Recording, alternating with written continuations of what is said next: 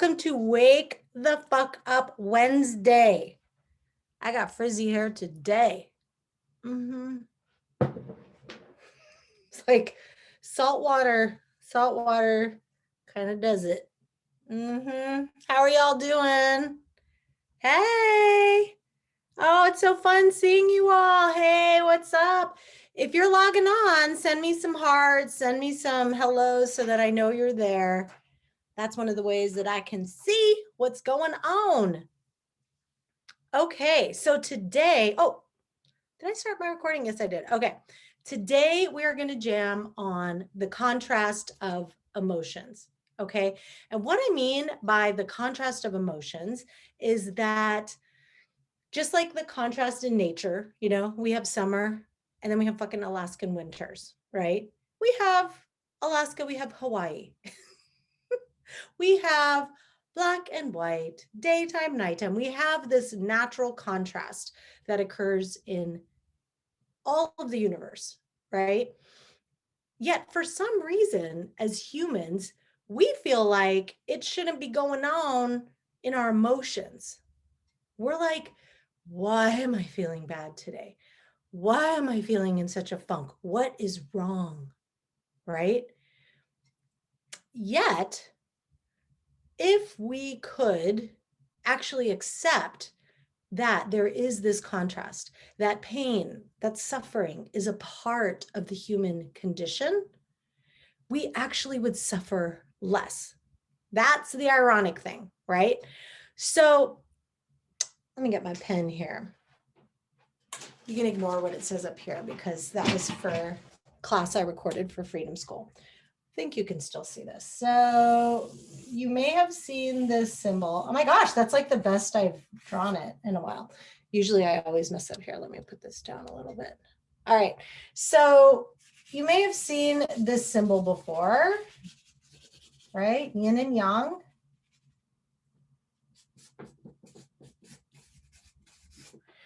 And this was my first tattoo.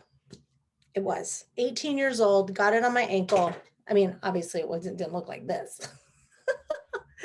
And I got this tattoo because I was like, well, I want to get a tattoo because I had such strict parents. I have to do something else when I'm 18.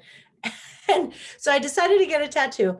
And I was thinking, but I want to make sure it's something I'm going to like forever. So, that's kind of a big question when you're 18. Like, what are you going to like forever? And interestingly, what I landed on was a yin yang symbol. And so for me, the reason I really resonated with it was because it did symbolize for me a reality that was never going to change. That we would always have the contrast, that we would always have the contrast of our emotions of positivity and of negativity and of good things in the world and hard things in the world, right? So today I wanted to talk about the resistance, and I'm sort of like seeing that people are having a hard time logging in here. So hold on just one second. Oh, there we go. Okay. So I want to talk about the resistance that's there because oftentimes with my clients, with my patients, with my students, I see them saying like, I don't understand why I feel bad. I don't understand. Like, I wish I could just be happy. There are other people out there who are always happy, right? First, that's not true. The nature of being human means that we have suffering. I mean, in the Four Noble Truths in Buddhism, right? One is that we suffer. Okay. That as humans, we suffer. And as humans in a body, if anything, even if your whole entire life's perfect, you can guarantee that you're going to get sick or grow old, have some aches and pains, and then like die, right? But instead of being morbid, when we look at this and we go, oh, right, this is the nature of things, then we can stop fighting reality and creating how we want to respond to it, and then actively creating the reality that we want to more actively participate in instead of having it happen to us. Okay. So, for example, we would have, um, like when my father died, right? I was deep in my meditation practice, um, going to lots of teachings. I think I'd even just seen the Dalai Lama in Pasadena or something. I can't remember. It was all like kind of blending that year. But I remember when my dad died, I was in this very centered place. And I remember thinking, oh, this is part of it. This is part of being human.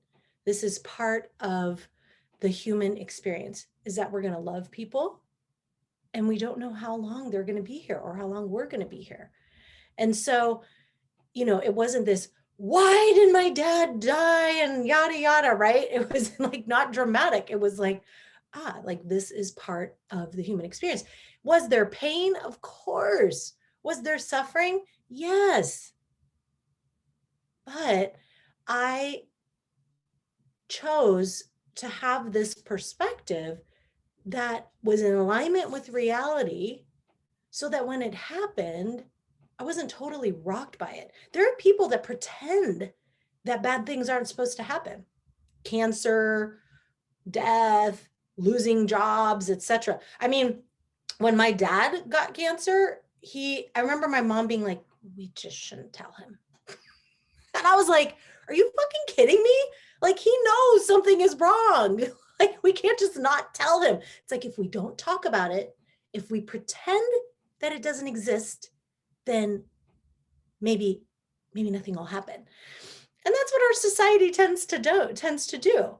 But I want to invite you to consider the idea that it's actually mind-blowing and freeing when we just accept that shit happens and it's part of life, right?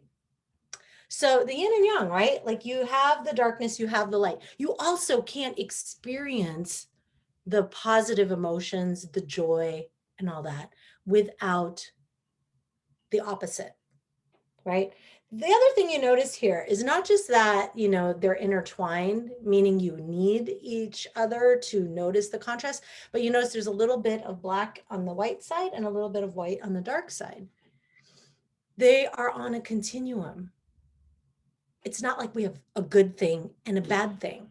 It's on a continuum. This is why when I talk about the model in Freedom School or with y'all, when I talk about that, that's why we can see, okay, their circumstances are neutral because of this, because it's on a continuum. For someone, this will be a positive thing. For someone else, it's going to be a negative thing, right? So accepting that contrast is key to decreasing the suffering. All right. Now, when I'm trying to think of like another example that I could give you. Okay, the example that I use in my podcast is when I had a breakup, right? And it was someone I was pretty into, but we could tell it was just like not going to happen. And I remember driving and I was really sort of grieving it and crying, but I was like, this is so great though that I loved and that I'm feeling this heartache. Like the heartache means I'm human and I'm fully living and I'm fully experiencing right now, right? I did have the pizza boxes and the wine bottles on the living room floor, period, of like 2 or 3 days. Don't get me wrong. But after that, I was like, okay, this is part of being human. In my experience, every relationship tends to lead to a better one. So I wonder what's going to happen next, right? And what is this experience that I'm having right now? Oh, it kind of hurts. But the only reason it hurts is because I had the love and I had that time to experience the love. When we think about impermanence, when we think about, that things change, when we can accept that, we have so much less suffering, right? So, for example, so many of us get attached to things being a certain way. And that's what creates our suffering. We're like, whatever's happening in reality right now, no me gusta. Like, change that shit. This is not how I plan my day. I plan my day for shit to go smoothly, and I can't fucking believe that this is happening right now. Suffering, right? When I lived at Vajrapani Institute in Boulder Creek, it's this Buddhist retreat center, I was responsible. It was such a blessing. Like, these famous Tibetan monks would come and give teachings, and my job was to put them in my little Volvo station wagon and like give them a tour of Santa Cruz and stuff, take them to the beach. And it was so interesting to me because shit would happen, like bad traffic, people cutting us off, making reservations, showing up, things not actually happening. And they just roll with it. Like, for reals, roll with it, not pretend roll with it, but just like, oh, it's okay. And then they would always use the example of me freaking out in their teaching the next day. Like, oh, do you ever freak out when someone cuts you off in traffic? And I'd be like, that was me. That was me they're talking about, right? So I want to encourage you to consider, what if we weren't so attached to feeling good all the time? We often have this idea that, like, we believe in the way the world should be in a positive way, and that serves us somehow. So, parents should be nice to their kids. Partners shouldn't cheat on each other. You should be able to stay in a job for 20 years if you want. We should have universal health care. We should know who's president based on how many people voted for them. Like, lots of these different ideas that we think there should be no abuse. People shouldn't abuse each other, right? And if we look at that last example, all of these things seem like really good beliefs to have, right? Oh, it makes sense. We shouldn't have these beliefs. We really need to be more, we really need to advocate for all these positive things. And if we don't believe this, evil's going to take over, right? So we think, if we don't believe that abuse shouldn't happen, that means we're condoning it.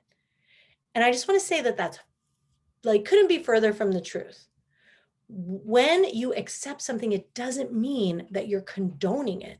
It just means now our energy can be used to addressing what's happening, as opposed to fighting the reality of what is. Like, in the example of the abuse, like, I've been abused, right? By various people in various ways, physical, emotional, sexual. And we can have this idea, like, that should not happen.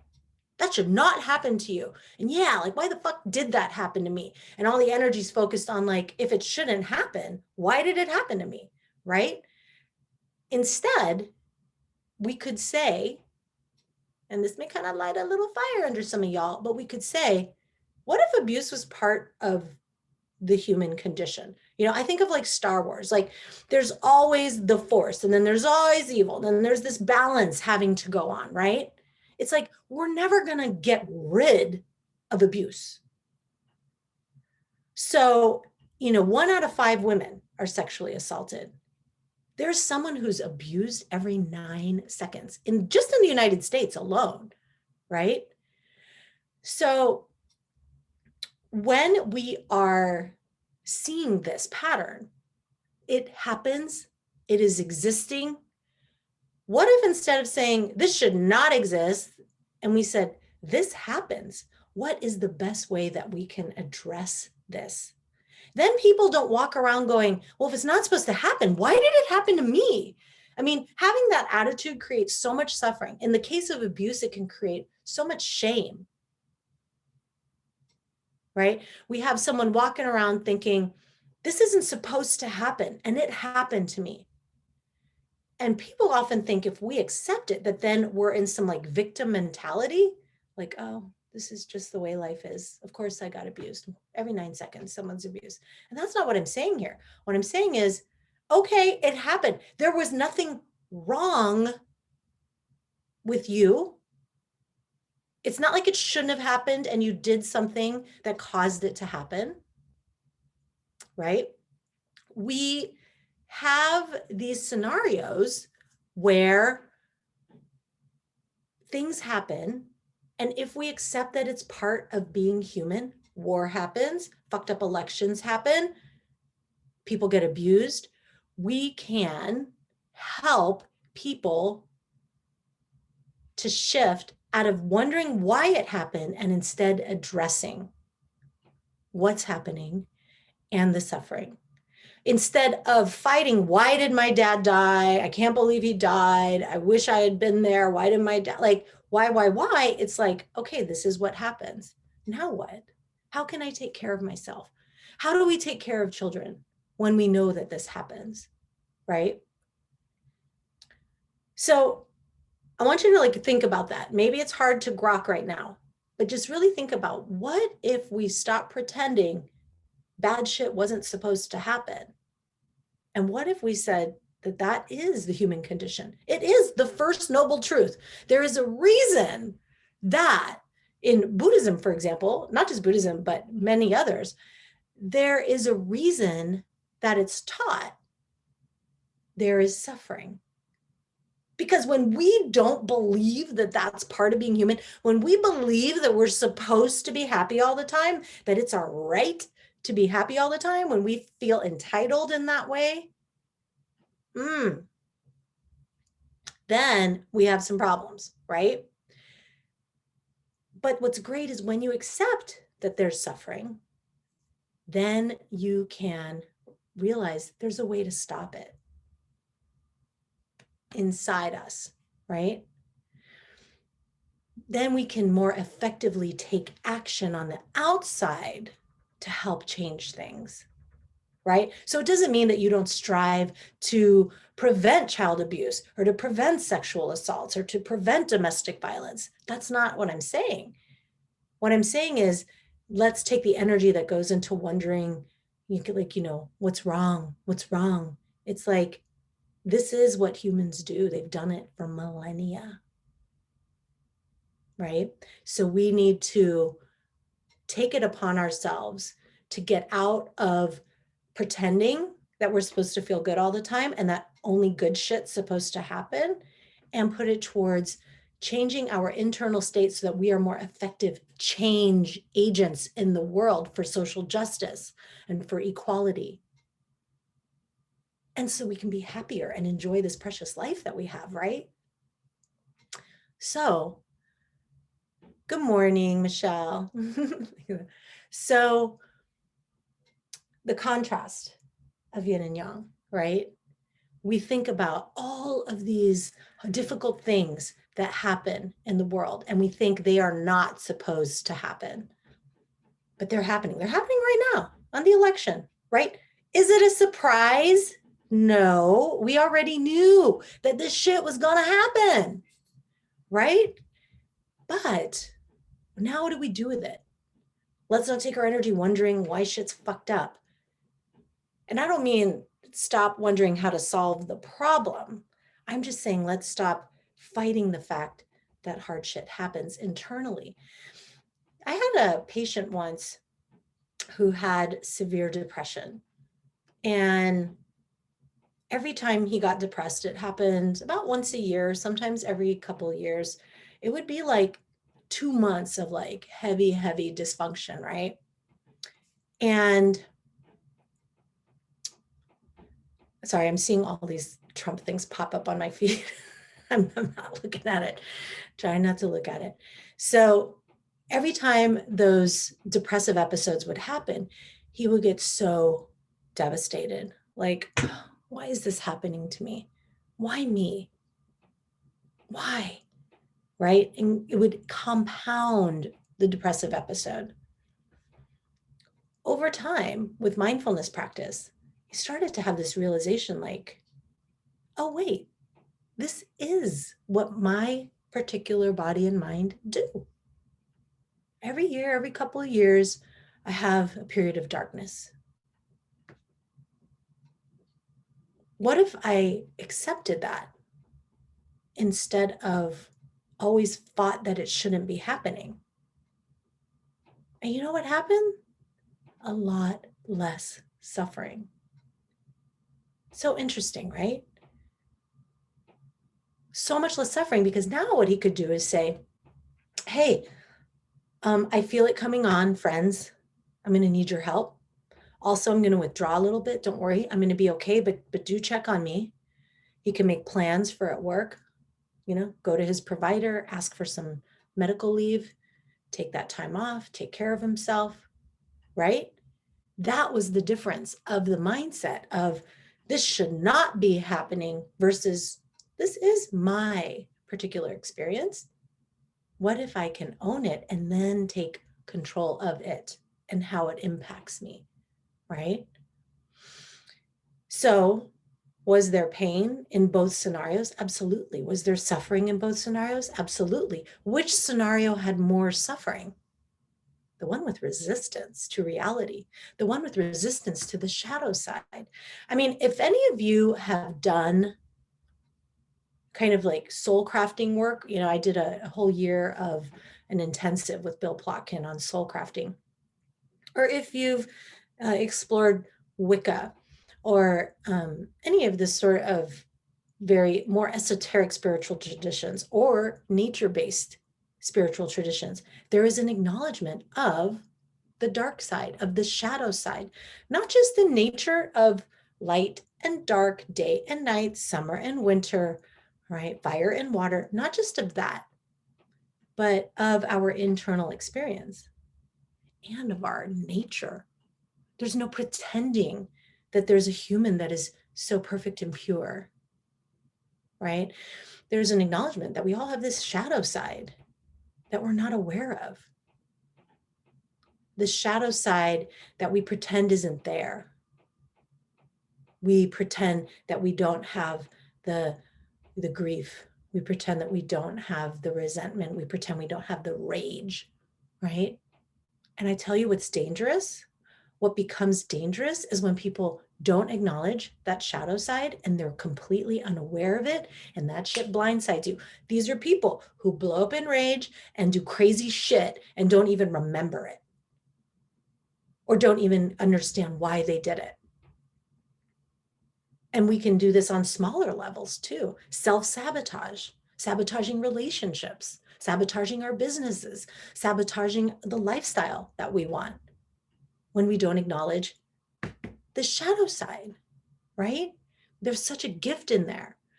So in terms of the contrast, you'll have a listen to the podcast tomorrow. It's going to get released tomorrow, where I talk about sort of this contrast of emotions. But right now, I really want you to focus on what would it be like if we accepted this? What would it be like if we accepted where we're at as human beings, and we choose to, instead of wonder, why reality is actually happening and resisting the reality that's happening, we were open to our experience of reality, accepting non-judgmentally what's happening right now, and then deciding what we want to do with it.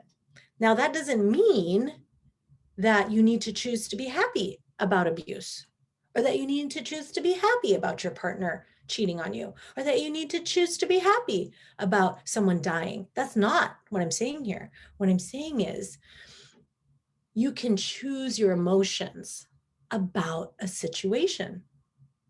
And whenever something happens, that's just life happening, the yin and yang of it on the continuum, neutral.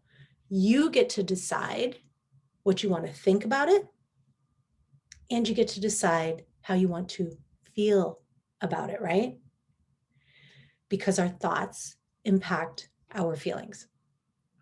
So we decide if we want to feel a certain way. We decide if we want to think a certain way about an event, and that affects what we do. So you can still want to feel grief when someone dies, like I did when my dad died. You can still want to be angry when someone abuses you. You can still be disappointed when something that you were trying to make happen didn't happen. But the difference is in the awareness that you are choosing that as opposed to feeling this is supposed to be bad. You can also still feel bad about something and accept that it was what was supposed to happen. And you can start, instead of asking, why did this happen to me? You can ask, why did this happen for me? I was thinking about all the things that I've created in my life up until now, having gratitude for that. And then I was like, man, I wish I did that sooner, right? Like some of the ways I've evolved emotionally. I wish I had been there before my mom died, for example. And I could go down the path of regret and guilt. Why didn't I know that then? Why was I resistant to that then? Why didn't I do that then? Or I could go down the path of, yeah, I'm an imperfect human. That's for fucking sure. Right? I was learning still. I was growing, and I still am. I'm still making mistakes that 10 years from now, I'm going to be like, what were you thinking, girl? But is there still pain with accepting that I was an imperfect human? Of course. Is there still suffering? Of course. Of course. But it is so much less when I can then look at it like I am able to choose the story that I'm going to create about why this happened. And instead of asking, why did it happen to me? I'm going to ask, why did that happen for me? What was I supposed to learn there? Mothers die, fathers die, friends, loved ones. That happened. So what was I supposed to learn here through this experience? Because it didn't go the way I wanted, right? And where was my attachment to things needing to look a certain way or be a certain way, right? So that's the gift. That's the gift of being able to accept our reality, accept what is, and being able to shift into understanding that this contrast is normal. We don't need to feel fucking good all the time. And if we accept the darkness, we actually have more positive emotions, because then we're not hating the hate. Then we're not like, shaming the shame. We're just adding second and third arrows onto everything when we do that, right? So we need to be able to choose the way of viewing the world that serves us best, that helps us show up as better humans, that helps empower us. I'm just going to say a word on social justice and action. This does not mean to not take political action or to just accept that things are the way they are and not do anything about it. It means let us choose how to interpret this in a way that better serves us so we can be more effective change agents to make a difference in the world in a real way, instead of trying to pretend that this shit doesn't happen, right? This is human nature. And I don't think it's a depressing view of human nature. I think if we just acknowledge that we're imperfect, this shit's going to happen, then we can say like, hey, it's really important that people train in mindfulness so that they don't fucking blow up at the littlest thing, right? It's really important that we train people in compassion, because it doesn't always come naturally. We can say, these are the things that we need to do in our society because humans are imperfect, right? So those are just some examples, but I just want to let you know. So I know that we don't know who our president is yet. I know we don't know the outcomes of so many things, but I really want to invite you to let go of the idea that it should have been any different, to be like, instead, hey, of course this is happening. Like, I didn't even watch the election last night because I was like, I knew what was going to happen. It's like, it's not going to be a done deal. I'm not really going to watch it. And it's like, okay, so we can let go that it was supposed to go differently. It's happening right now. Now what can we do? Now what can we do? Right? How can we be more effective change agents? What can we do today? Who can we reach out to? How can we speak up? Right? We can put our energy towards that instead of energy towards why. There's a difference, and there's a more powerful stance, right? Which one feels more powerful? Which one moves forward? Which one doesn't stay stuck? You get to choose what that is for you, okay? All right, my friends, hang in there. Hang in there. May love win. May equality win. May justice win. All right? But whatever happens internally, you get to decide how you're going to respond and what you're going to make of it, okay? And I'm here for you, and we'll be meeting weekly. And we're jamming on all this in Freedom School. So you've got this, okay? Mwah. Oh, thank you, Brenda. Love to you too. Okay, bye.